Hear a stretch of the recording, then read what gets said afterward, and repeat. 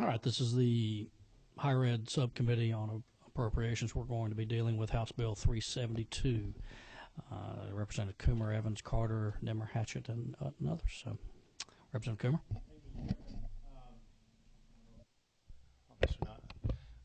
First of all, let me say thank you for seeing us this morning and considering this bill. And also, I want to say special thanks to Representative Stacey Evans from Smyrna, who's with me this morning. The good thing about HOPE, it's one of those bright spots of our political activities that has broad appeal and usually can enjoy bipartisan support, just as it did in 2011 when the governor led the way on saving HOPE. He did that with the help, assistance, and cooperation of Democrat Party leadership as well as Republicans in the House and the Senate. And so we're happy to be in that same posture again today. I will tell you, I expect there will be an amendment that the committee will take up a little later that deals with Section 2. So I'm not going to address Section 2. I'll just talk about Section 1, which is the portion that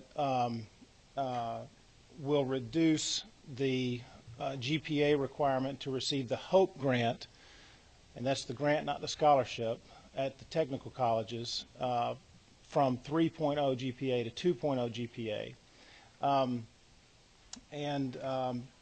That actually just reverts back to the original GPA requirement that we had in place from implementation up till 2011 when we were able to save the HOPE program from insolvency. Back in 2011, we made the changes necessary to save the program, and one of the results of that has been a decline in enrollment.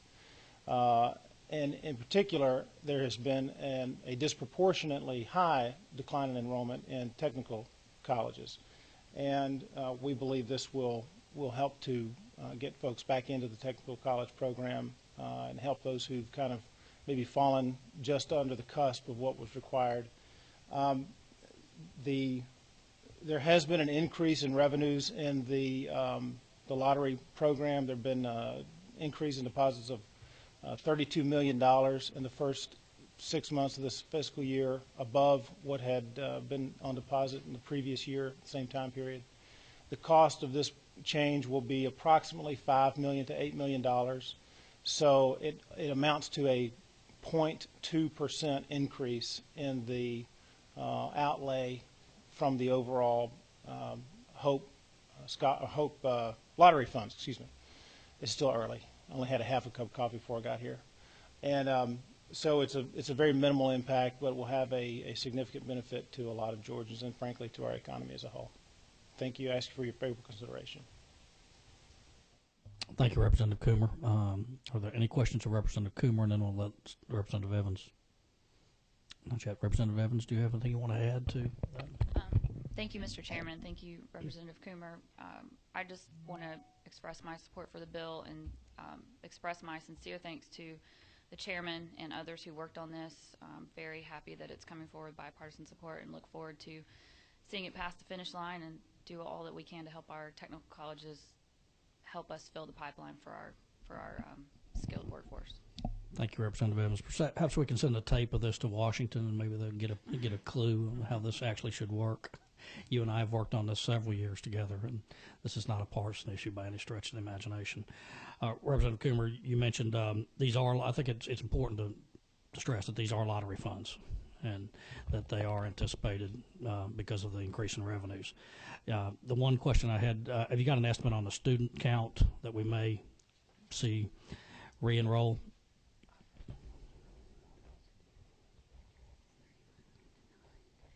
Just a ballpark. I'm not looking for. Well, we were just talking about the latest numbers I had heard were about 3,500. Representative Evans has heard estimates 3,500 to 9,000, okay. And that's why there's some disparity in that estimate of cost, somewhere between 5. Hard to determine how many may come back based on what their personal circumstances are. Okay, well that's a lot of Georgians that we can benefit with this. So, all right. Any other questions, members of the committee? Yep. Representative Burns. Mr. Chairman, at appropriate time, I'd like to make a motion when you deem it the proper time, but just say this is a relatively small impact financially, but a huge impact on our students, and it's going to be a good thing, and I appreciate y'all bringing it forward. Thank you for your leadership on this, Mr. Chairman. Thank you. Okay, in just a moment, I'll make sure there's no more questions. Representative Yates, did you have anything? All right, at the appropriate time, and let me just explain the recommendation we're going to make is on Section 2. There's no disagreement that, at least from this committee at this time, that the outcome-driven formula is a good idea, but we don't have it yet. So I'd rather not place this into the statutory construction at this point. Maybe as this framework gets further developed, as this moves through the process, we can get there. This is the key to this bill is Section 1 and making sure of that. So if there's no real objection, I believe that I'm going to recognize Representative Burns for an amendment. Representative Burns. Mr. Chairman, I would move that we would pass out, move out what they do, pass recommendation LC 335051-EC that would encompass Section 1 and not Section 2, as you just described, and that we would pass it on. The full committee would do pass recommendation. Is there a second? All right, the motion's been moved and seconded that we pass House Bill 372 as amended with Section 2 no longer being a part of that, and we'll continue to discuss that. All right. All those in favor signify by saying aye.